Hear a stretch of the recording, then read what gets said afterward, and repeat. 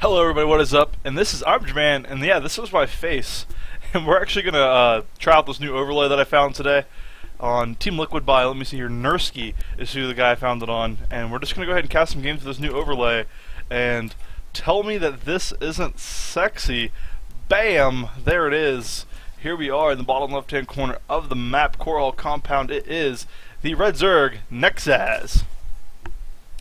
And in the top right-hand corner of the map, the Blue Protoss, it is Viper. Isn't that overly hot? Tell me that's not hot. You can't tell me. But yeah, from Nurchi on Team Liquid, pretty talented. Very simple, but very talented nonetheless because I just like the way that it looks. I like playing. I'm very minimalist. You should see my desktop. There's like a icon on it right now. I actually use my desktop as a to-do list. Like I put things on there, and when I'm done with them, I delete them. But anyway, enough of that. Korhal compound, a little bit of ZVP. If you've been watching my stream lately, you'll know Nexaz has a couple of games up. He's actually the author of what I would honestly say is one of the top 5 games on my YouTube channel right now, as Viper goes ahead and throws down a 12 gateway. He is the author of one of the best games, him versus Soupy C, so Nexaz versus Soupy C. Go watch that. And other ZVP that honestly absolutely blew my mind. Nexaz going to get completely surrounded and lose his drone there. A little bit of a blunder. We do see Viper here come down. I'm going to get the scout off. Where is he going with that scout? Had an interesting rally point. Oh, okay, just to the watchtower there. Nothing too crazy. Nexaz droning up to 15, and it looks like based on his mineral count, he is going to be going ahead and throwing down that early hatch here very soon. There is the drone that is being pulled to do so. I like ZVP on this map a lot, actually. I know I'm alone, probably. I think this third, I just like getting this third. The fourth, a little harder to hold, because you have to control a lot more space. Then, oh, look at that drone pull. Very nicely done there by Nexaz. Glad we got back and caught that in time. So Nexaz up to the appropriate amount of worker kills as his opponent as well. Double gateway rush is coming out here from Viper, so he's going to look to put on a little bit of aggression with some early Zealot pressure. As a Zerg player, I hate dealing with this build. It's not hard to deal with. I just think it's freaking impossible for some reason. There's something about it that I'll scout it and go, okay, I'm pretty much going to lose. I might as well GG the second that I see that build. But we'll see how Nexaz deals with it, and I might learn something here. This replay from Bronze League, but Nexaz should be getting promoted here very shortly. He's a great bronze player. This replay being recorded the day after MLG Anaheim Spring Championship 2012. Such a sick tournament. Dongray Goo. Dongray Goo, you're so sick. MKP's trash talk did not hold. I'm a big MKP fan, but oh, 3 gateways here now. So 3 gateways. Looks like we will be seeing some early zealot pressure, heavy zealot pressure as a matter of fact. And I'm particularly interested to see when he decides to push with this.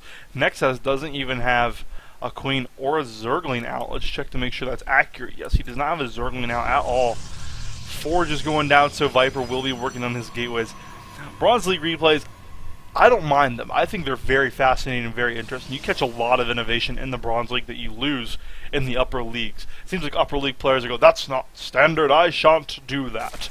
But when in reality, this will win the game here, you know, and it's gonna win. This might win the game here anyway. I don't actually know, but and the same thing with Nexaz. His build isn't anything. It's not unstandard, but it's not standard. It's innovation, and I really like that players aren't afraid to just say, "I'm gonna have fun. I'm gonna play this game, and I'm gonna try to win while doing it." And I think that's fascinating.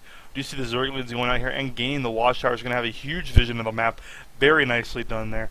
And it looks like Nexaz is going to go ahead and spread his lings. And this is the innovation that mind boggles me in Bronze League. You see master players not doing this. Not grabbing the expansions with lings and checking for when their timings are going to come down. Now for a fact, there can't be any hidden bases. I mean, there could be one here or here, which is where you'd probably put a hidden base. But at the same time, like the fact that that idea is even prevalent to Nexaz as a Bronze League player. As Stalker, tried to get over there and go attempt to kill that Overlord, but Overlords are like race cars now, so that won't happen. Looking back here in the base of Nexaz, not too much going on. Checking out the worker tab, 22 to 23 in favor of the Protoss. Never want to be behind in drones as a Zerg player. But 9 more are about to pop, so that will give him that worker lead. Looking back here in the base of Viper, that forge has gone unused. As you can see, that forge was pretty much built probably just for cannons.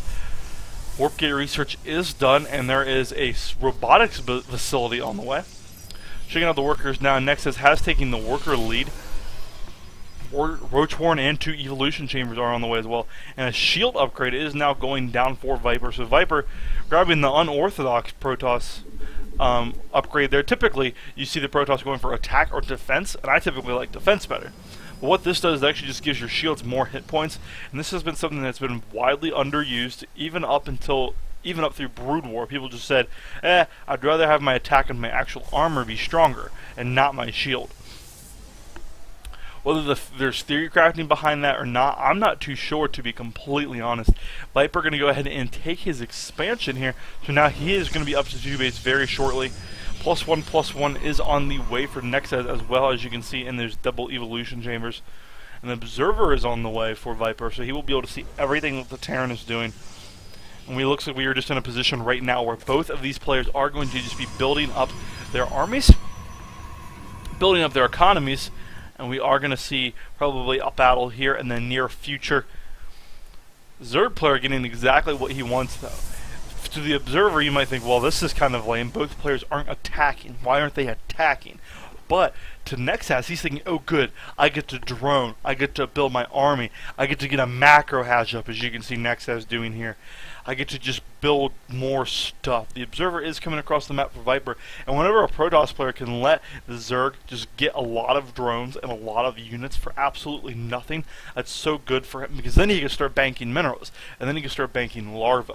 And then when all that minerals and larvae are built up, then you know it's pretty much GG, because he can just re-swarm his whole army. The Zealot is going to get taken out here by all the Lings. Only 1 or 2 Lings did die there, so very nicely done there by Viper to kill that so that he does not lose this watchtower, even though he lost this one. Looks like he will go and try to regain this other watchtower. More workmen are coming down here for Viper. That +1 shields is done. Is that +1 shields done? It is done. I don't know why I was like confused. Lings are going to try to run in here, and they're not going to do too well against this attack, mostly because cannons are finishing. Zealots very good against Lings, and would like to see Nexaz pull back here, but he's actually not going to pull back, and instead he's going to lose most of his Zerglings for actually very little. I'm going to check out the units loss tab here. 550 to 250 in favor of Viper. Viper going to kill every single one of these Lings remaining. So actually 625 to 250. Not very good use of those units by Viper, or by Nexaz, excuse me. Viper a little bit lucky because all these roaches are sitting back here with their +1/+1, but at the same time those shield upgrades are going to do a little bit of help here for the Protoss.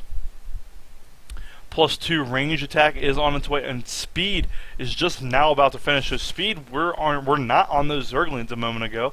We do see the Viper is starting to grab his gas here. It's something that should be noted for a Bronze League game. These guys' money is very low, below 500 right now, and that's really impressive out of a Bronze League play, because typically you see money in like the 2,000 level by the 12-minute mark. So both these players seem to be working on their macro and their efficiency.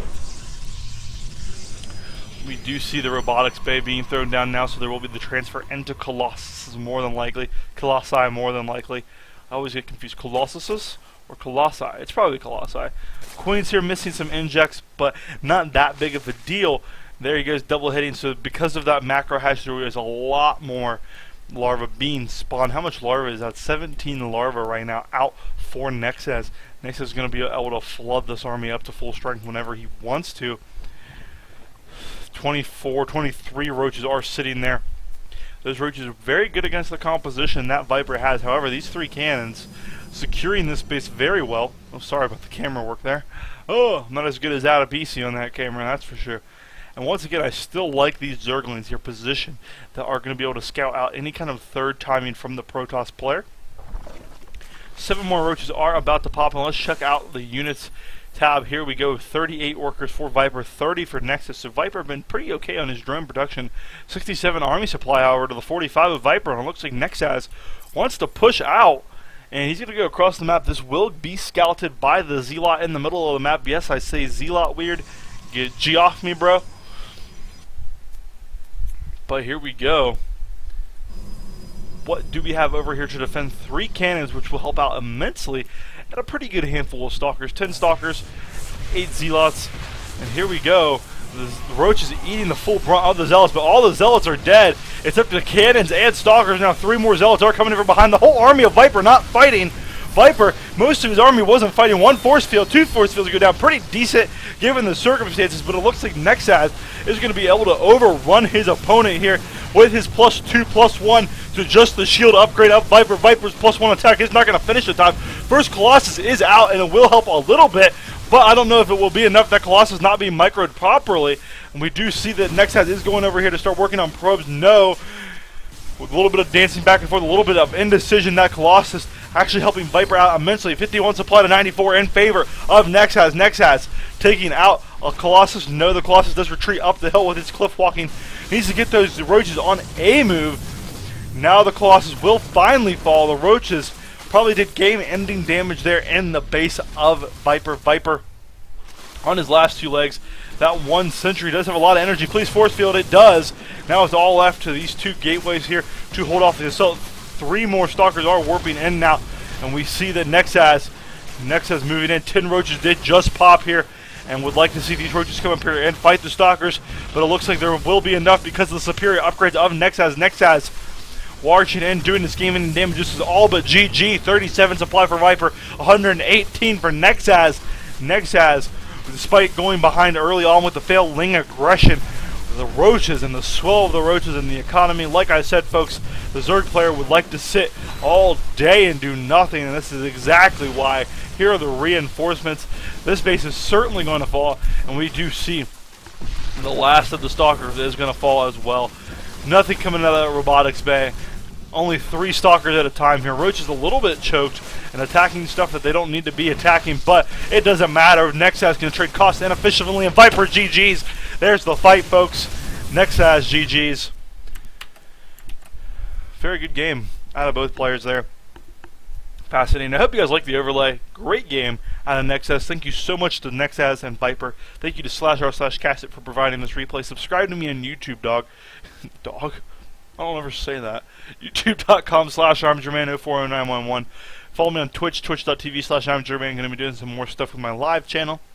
And July 1st, SC2Radio.com will be launching. I'll be running a show called The Daily Pitchfork, where Monday, Wednesdays, and Fridays, probably in the morning, I will be doing a Starcraft news show where we talk about news, drama, and everything esports and Starcraft 2.